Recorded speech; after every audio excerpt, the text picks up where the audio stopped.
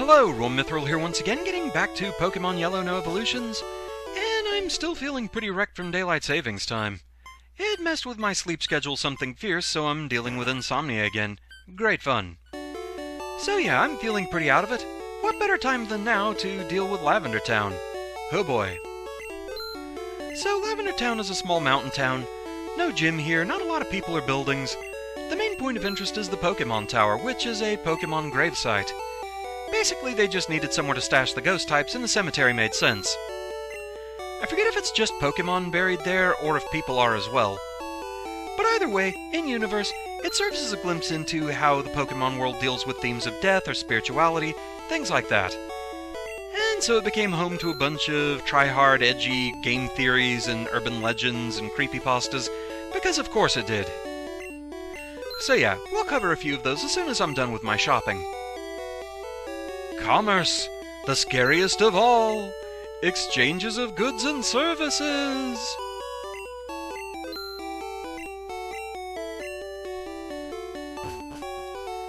So the first thing to cover is the music here itself in Lavender Town. This story I believe is called Lavender Town Syndrome. Supposedly, in the original releases of the game, the Lavender Town music was slightly different, something about the pitches, the tones, or the stereo audio, something like that. However, they had to change it and do a re-release because the music apparently was triggering something in people's brains and caused a mass suicide amongst Pokemon players in Japan. Except, of course, that didn't actually happen. There's no record of such a thing.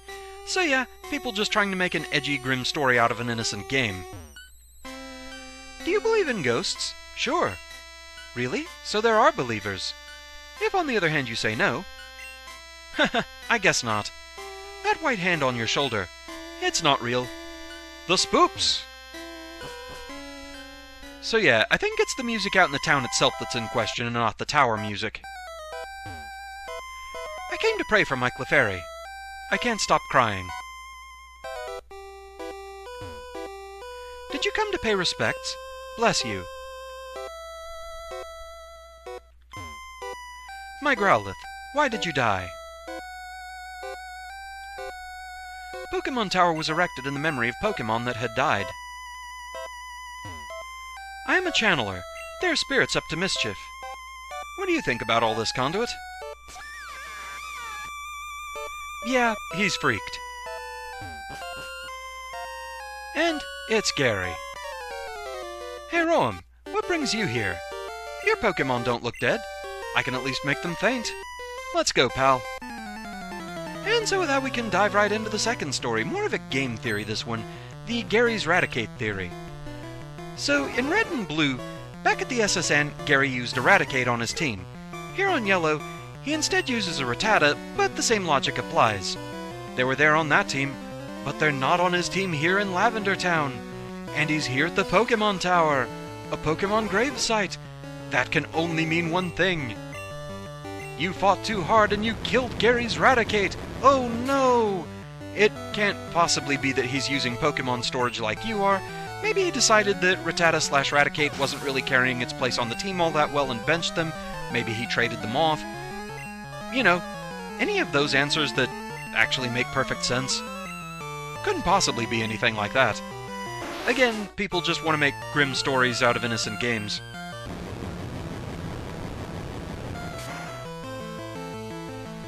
So yeah, I'm afraid I don't buy that one. Then why is he here at the Pokémon Tower? I don't know, maybe doing the same thing you are? Looking for Pokémon? In fact, he pretty much all but confirms that after the battle's over. We just have to get through everything to get there. And as usual, Vulpix is adorable.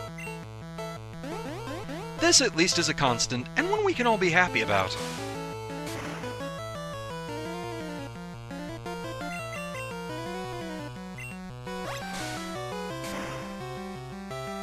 And again, anything I'm saying here, take it with a grain of salt. If you like these kind of stories or whatever, you know, more power to you. It's cool if you like them. People are free to enjoy what they do. I'm just saying it doesn't really do it for me.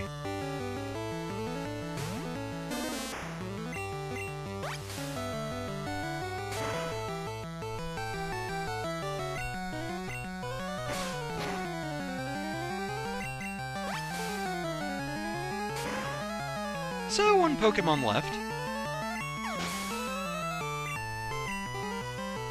And it's Eevee.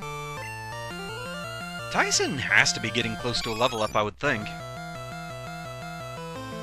Eevee is also adorable.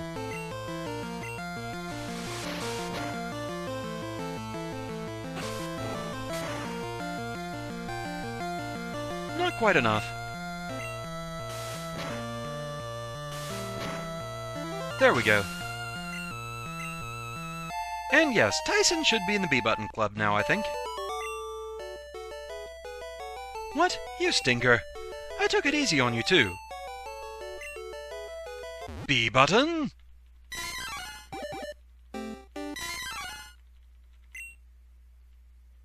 How's your Pokédex coming, pal? I just caught a Cubone. I can't find the grown-up Marowak yet. I doubt there are any left. Well, I better get going. I've got a lot to accomplish, pal. Catchphrase. So, yeah, he just flat out admitted that he was here looking for Pokémon. You know, that whole plot point that he's actively competing with you to fill out his Pokédex? That thing? Even we could not identify the wayward ghosts. The Silph Scope might be able to unmask them. So you can go higher in the tower, and if you want you can fight the trainers here. You can actually see their Pokémon. Wild Pokémon, on the other hand, you just see this ghost. The ghost can't be ID'd. You can try and fight it. Breeze is too scared to move. Get out! Get out! Also, throwing a Pokeball won't work. There's nothing you can do with them. But it does bring us to our third story, a creepypasta called Pokémon Black version, and I don't mean the Unova games for DS. This was an all-black Pokémon cartridge for Game Boy that someone apparently found at a garage sale or a yard sale, something like that. They popped it into their Game Boy and everything seemed to be working just fine, except their starting Pokémon was that ghost sprite. It only had one move, Curse, which I don't think that actually appeared in the games until 2nd Gen, but it worked differently for the case of the story. If you used it in battle, the screen would go black, there would be a screaming sound, and when the screen came back, the opposing Pokémon would be gone. And this worked for both wild Pokémon and trainer battles. And if a trainer was out of Pokémon, it would ask you to use Curse against the trainer, and the same thing happened. And once you went back to the overworld map, the trainer sprite was gone as well. Oh no, you are killing everyone!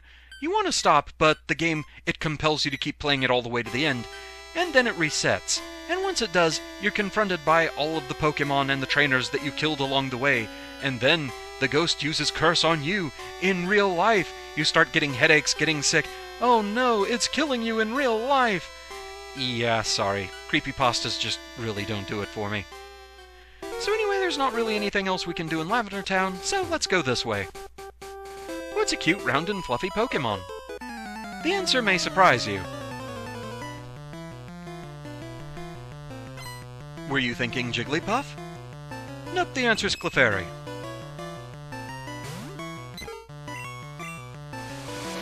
But yeah, again, if you like those sort of things, more power to you. Anything I was saying is just my own personal taste and opinion on the matter. I never really got into creepypastas. Just not really my thing. I can appreciate horror, but it kinda has to be done right for me.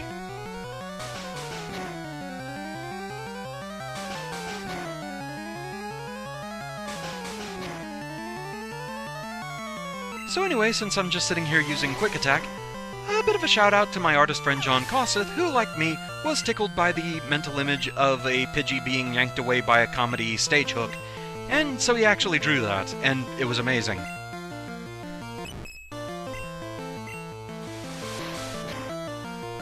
It gave me some much-needed laughter.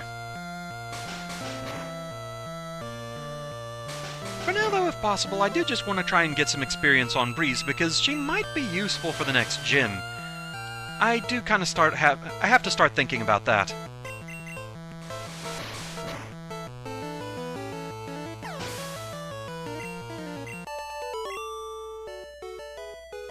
Stop! Don't be so mean to my Clefairy. You're the one who started it. I heard the Clefairy evolves when it's exposed to a moonstone. Indeed it does.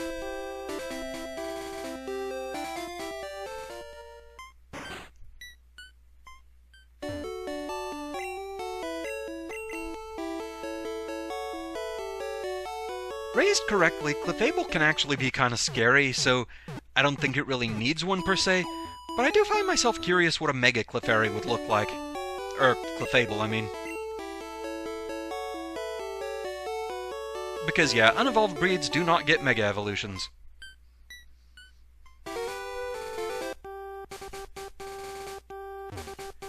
I'm a rambling gambling dude.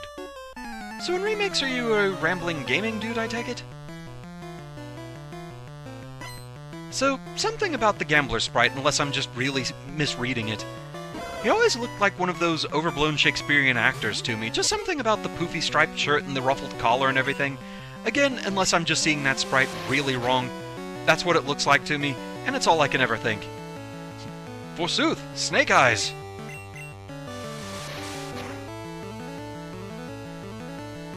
Also, apparently in one of the games, the gambler class was called the PI class.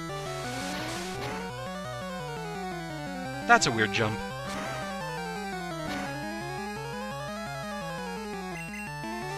Apparently just because the image for them, they were like flipping a coin, and so it kind of goes with the film noir private eye look, I guess.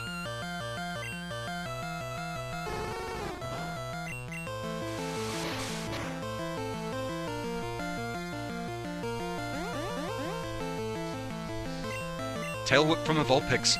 So many fluffy tails.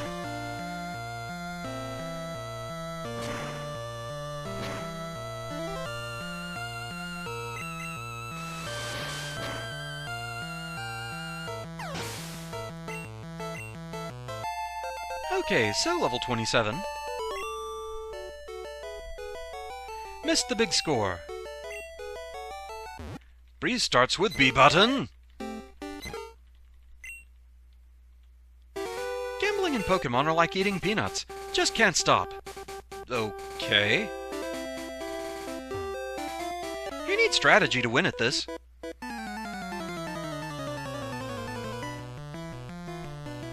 Return of the Super Nerd!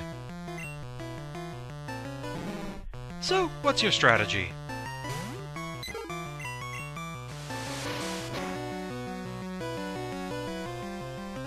Disable. Okay.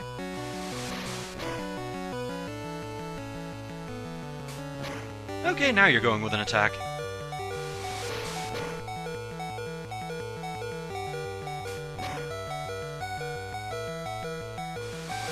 Okay, barely survived long enough to finish you off.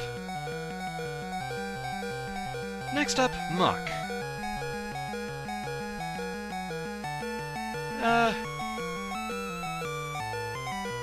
We'll see if Romeo can manage this. And the Muck spread actually looks pretty nice.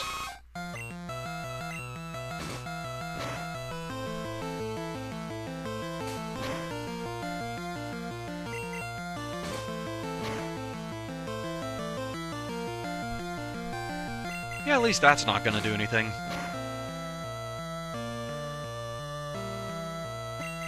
Still going for disabled. That's this man's strategy, and he's sticking to it.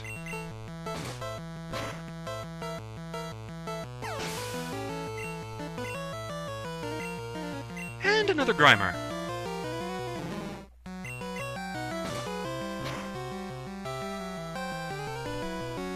And disable again. Disabled Leer. That's fine.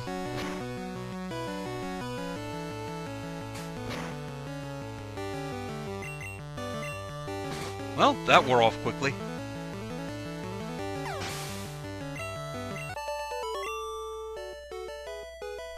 It's not logical. Go with Grimer first, and then... So there's a tree you can cut here to get into some grassy field areas to look for Pokémon, but I don't think there's anything in there I'm really after. Instead, let's just be thankful we're right next to a Pokémon Center. I'd rather not go through all my healing items if I'm this close to one.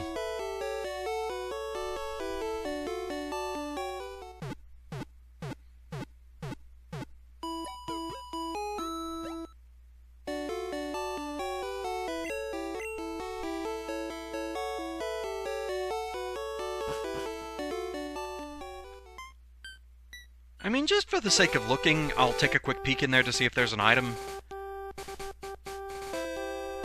Maybe under the field or something.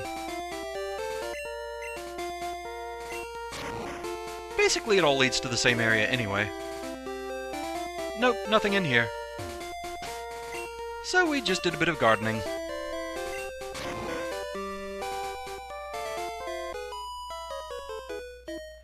We must look silly standing here like this.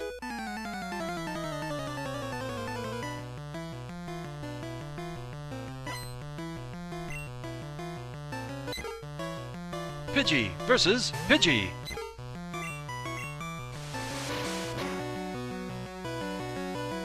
The Battle of the Burb.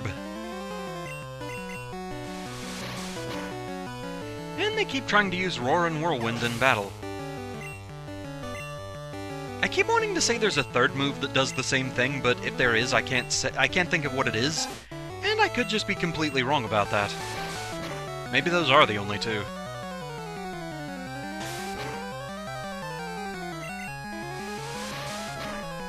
But either way, they're not going to work in battle, so feel free to keep using them against me. Teehee.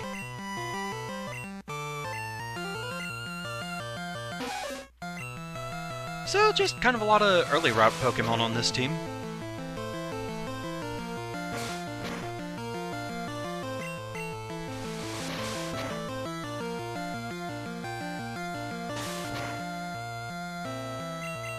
So it's nice to have some simpler battles that Breeze can deal with right now. Pretty soon she'll be getting better moves. Okay, we have Meowth. That is not an early route Pokemon. You tend to find that a bit later in the game, but not at all in Yellow, because Yellow tells you hands off the Team Rocket Pokemon. You can't find Meowth, Ekans, or Coughing.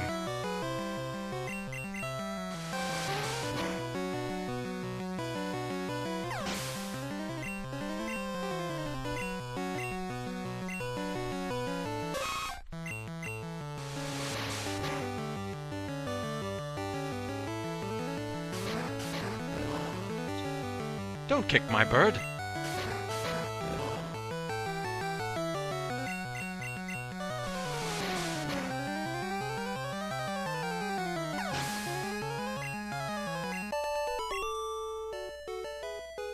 Look what you did. You started it. Saffron's gatekeeper won't let us through. He's so mean. Meowth is so cute. Meow, meow, meow. Oh dear, we found an anime cat girl.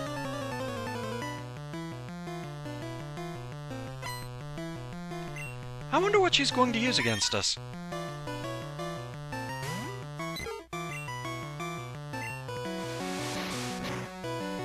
Welcome to cats.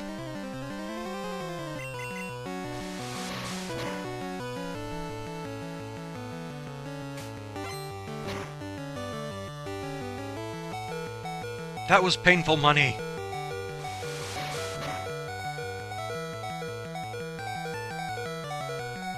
But up to level 28 for Breeze. And she wants to learn Wing Attack. I mean, I'll take it, but it's a shame it's going to get outclassed pretty soon here. But hey, I can drop Whirlwind.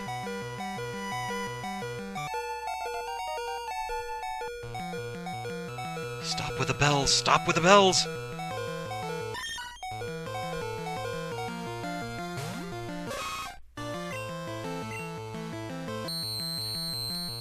That's a sound. I want to say that there was a generation where Screech actually managed to sound worse than that, but I forget which one.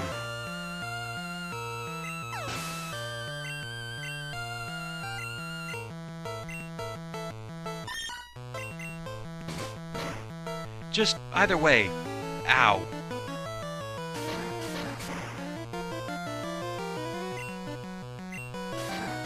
So yeah, note about the multi-hitting attacks in Gen 1. Apparently they work different than they did in later generations. It was all or nothing with crits. If the first hit was a crit, they would all be. If the first wasn't, none of them would be. In later generations, it was piece by piece. And level up for Romeo. Meow.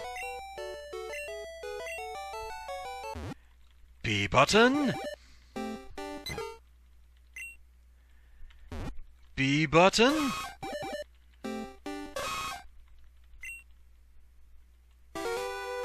Pidgey and Rattata are cute too.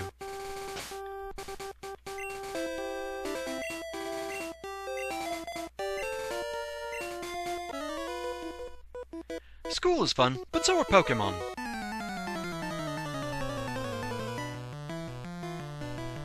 Yeah, I think we all pretty much knew what trainer class that was going to be. And he has coughing. So yeah, in the original Red and Green, as well as Yellow here, Coughing Sprite looks correct. However, oddly enough, in Red and Blue they changed it, so that the skull and crossbones was instead above the face. And the face was lower down on the body. I'm not really sure why they did that, or if there even was a reason. Just a strange oddity, and it didn't just affect coughing, there was one other major case I can remember, that being Cloyster. In most art, Cloyster's shell opens vertically, however, in the Red and Blue sprite, it opened horizontally. I just kinda wonder why they made those changes.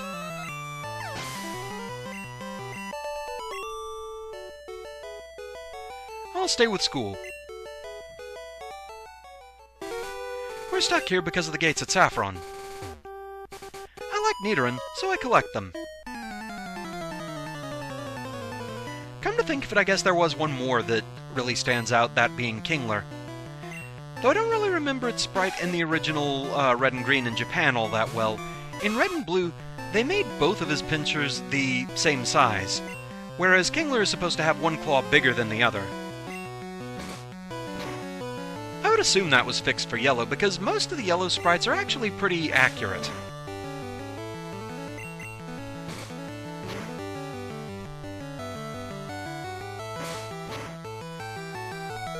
So talking about Nidoran here, it took me a while to really interpret Nidoran as a bunny, but I guess it kinda works, though less so as the line evolves. Like, I mean, would you really look at Nidorina there and say, yeah, that's a bunny? The unevolved versions, though, maybe. The horn throws me off a bit, though.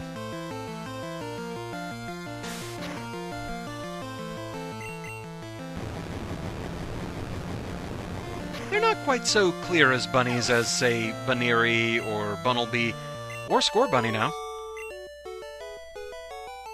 Why? Why? Again, you started it. When Pokémon grow up, they get ugly. They shouldn't evolve. Well, that's judgmental. So let's go heal up. Whee! Bike music!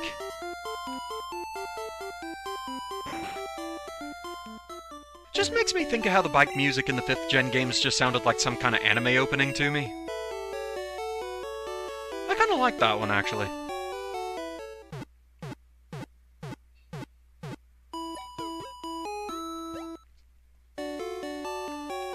Of course, in 7th gen, you didn't have bike music, you just had the Tauros Hoedown. Which was fun in its own way.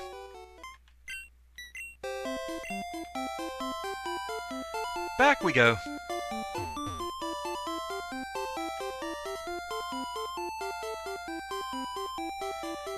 And now I'm gonna get off the bike because, you know, I want Conduit following me around.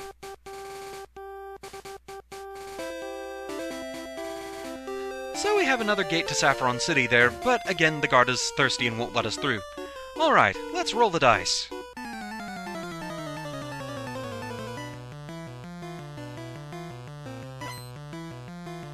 What light through yonder window breaks? It is the Keno table!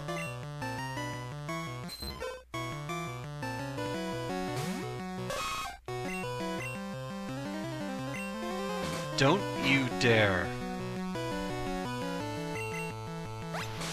Poliwag is one of those breeds that I always kind of underestimate its speed. They're quick little things. And so if you're going to try and bring in Hypnosis, yeah, we're just going to try and end this quickly.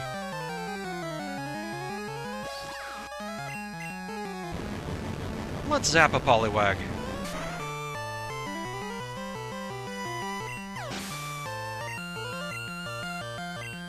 And Poliwhirl. I always kind of like Poliwhirl's design. It's simple, but he just looks so fun and goofy.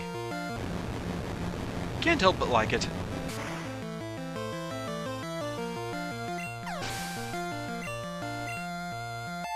a level up for Conduit. Very nice. Drat, came up short. Lady Luck's not with me today. You look good at Pokemon, but how's your chem?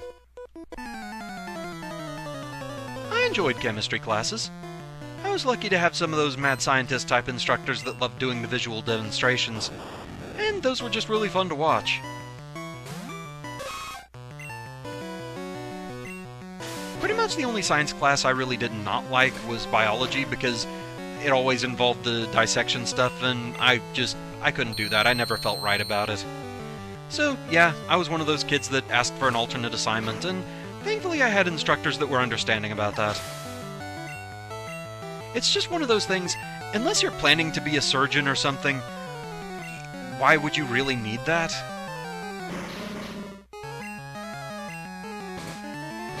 What would you get out of cutting open an animal that you wouldn't get from just reading about it in books or what have you? Again, unless you're actually going to become a doctor or surgeon, and then, yeah, you kind of need to see what it all looks like. Make sure that you're not going to be squeamish about it.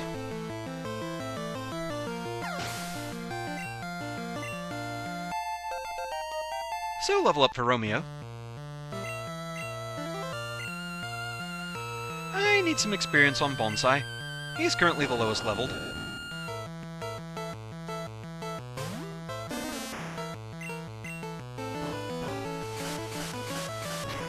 Well, this could be painful.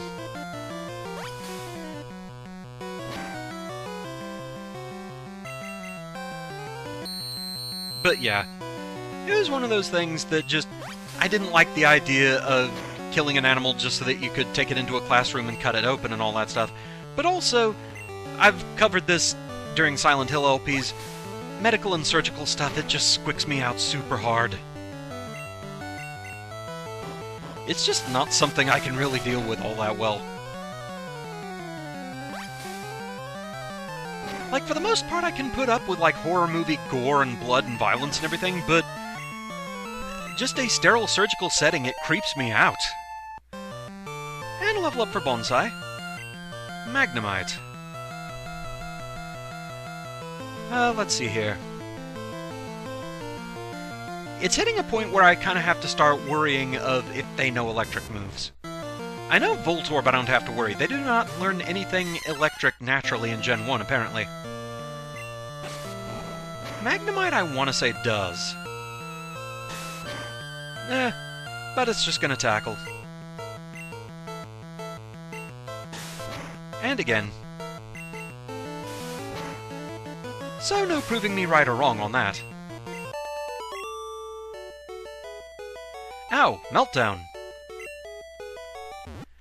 B button. And B button some more? You stop that right now. I'm better at school than this. Over here, meanwhile, we just have these cliffs you can jump down for no particular reason. Why is that there? What is the point of that? But anyway, to progress, we need to cut through another underground passage. The department store in Celadon has a great selection. So, here we go again.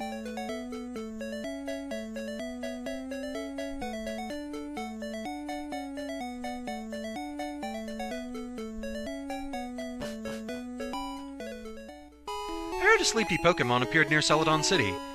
Yes, there's another Snorlax. We're just kind of boxed in by them. Okay, so no trainers in this area.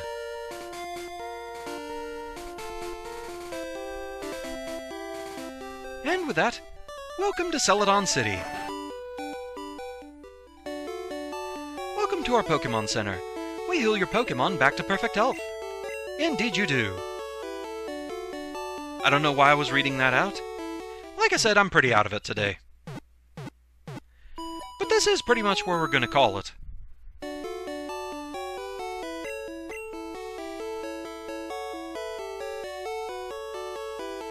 flute awakens Pokémon with a sound that only they can hear. If I had a bike, I would go to Cycling Road. But yeah, with that, that's where we're going to call it for now. Thank you very much for watching. I hope you're enjoying the series so far, and I shall see you again next time. Until then, fare thee well.